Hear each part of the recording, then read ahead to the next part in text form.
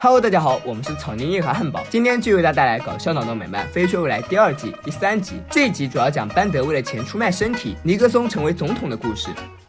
弗赖和班德看恐怖片看得正精彩，莉拉却要换台看辩论赛，两人只好用行动来表示自己的不满。莉拉说这场辩论很重要，因为新世界的总统就会从这两人中产生。弗赖一点也不关心，他连现任总统是谁都不知道，更别说未来的了。台上两个克隆人还在激烈辩论，虽然他们的 DNA 相同，但在关键事务上的见解却不同。弗赖表示真无聊，如果我是登记选民，我一定要在选举那天待在家里睡大觉。莉拉吃惊，竟然没有登记。是啊，并且也没有种过牛痘。再说一张票又不能说明什么，那可不一定。第一位机器人总统就是凭1票当选，因此莉拉决定带弗赖去登记选民，教授也要去，并拉着所有人一起悄悄说一下，在美国年老者的投票率是年轻者的2倍。来到选民登记处，弗赖并不想加入2个正常党派，因为他们都会把选民缴纳的税金送给运气不好的人。约翰叫他加入其他党派，艾米却说只有怪人和变异人才会加入其他党派。弗赖问班德想要加入哪个党派，班德回答他没有投票权。也是，罪犯怎么可能会有投票权？弗赖开始参观其他党派，大脑鼻涕虫看起来不错，但也要缴纳巨额资金。最后他决定加入无意党派，党派人员却拒绝了他，弗赖失望离开，党派人员却同意了。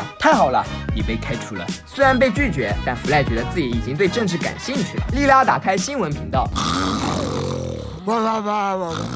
离选举还有2周，总统究竟会是杰克还是杰克呢？与此同时，泰坦星发生了太矿塌方，1000名机器人矿工被困其中。听到机器人，班德立马从睡梦中惊醒。主持人还说，如不采取行动，这些机器人将会在300年内 over。好在矿工负责人已经想好对策，他准备铺平此区域，然后继续美好生活。因此，矿工关闭的消息引起钛价暴涨。班德愤怒起身，太好了，我的身体有40%为钛，终于比那些瞧不起人的自动取款机值钱了。弗赖表示，可惜你没法用这些钱。谁说的？班德来到骗子当铺来卖掉身体，然后得到了一大笔钱。在路人的帮助下，他回到公司向众人炫耀。在他看来，没有身体照样能生活，只有浪女和胖子才需要身体，而他只需要一个包裹着钞票的脑袋。短暂的逍遥后，班德弄来了一辆小汽车。弗赖想玩，他却讽刺他有身体，一个只能看别人小腿的人还敢说这儿大话。弗赖轻松怼他，班德生气离开，他要去人头博物馆，才不要和一群填棺材人待在一起。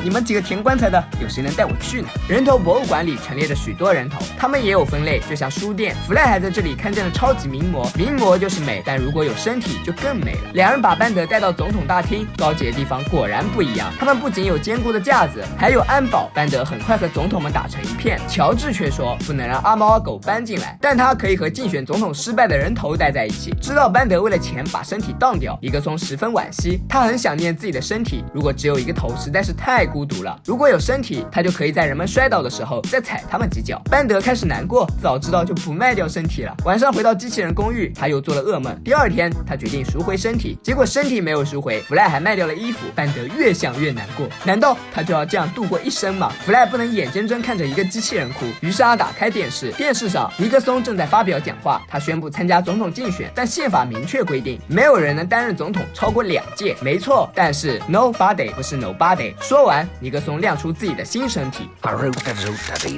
班德一看，忍不住破口大骂，这个不要脸的用的竟然是他的身体。他让莉拉和弗赖一定要帮自己夺回身体。莉拉本不想管他的破事儿，但一想到尼格松又要当总统，他就有责任采取行动。3人来到辩论现场，尼格松信心满满，因为主持人和他是老交情了。2人正大光明开始作弊。最后辩论结束，尼格松得分很高，他回到后台，班德也来到了后台，他让尼格松把身体还给他，尼格松却说把他给狗也不给班德。黑夜很快来临，班德心灰意冷，要不然他把头也卖了，这样还能多拿5分钱的存款。弗赖不同意，他想到了一个好办法。3人乔装打扮，成功潜入尼格松的房间，看他在睡觉，莉拉赶紧行动，但就在尼格松的头和班德身体分开那一刻，尼格松因此醒来，他和班德大战，莉拉制止2人，并说尼格松绝对不会当选总统。尼格松却表示电脑可能会比1973年快2倍，但选民们还是同以前一样迷糊。他不仅要当选总统，还要更加残暴，一旦就职就把孩子们的器官卖到动物园当肉吃，然后毁掉人们的住所。弗赖本想把票投给他，现在看来完全没必要。不仅如此，尼格松还叫警察逮捕3人。班德叫住他，你知道录音带吗？原来尼格松刚才说的一切都被班德录了下来，他只好用身体换回录音带。班德终于于拿回身体，可那些标签扯不下来了。而尼克松也以1票的优势赢得总统竞选，并且他还换了一个更大的机器人身体，世界开始变成了另一副模样。小小的1票在所有人看来都是一个无关紧要、无足轻重的决定，他根本改变不了什么。但就是这1票让尼克松当上总统，故不积跬步，无以至千里；不积小流，无以成江海。为了钱，班德什么事都做得出，但是钱和身体比起来，哪一个最重要？相信他已经明白，多数人为了赚钱，往往会不顾身体。可如果真的像班德一样失去身体，那时候有再多钱又有什么用呢？俗话说，身体是革命的本钱。希望大家在努力工作学习的同时，也要好好爱护自己的身体。毕竟我们不是机器人，没有后悔的权利。本期视频就到这里了，喜欢的朋友别忘点赞、评论、加关注。我是草泥，咱们下期再见，拜拜。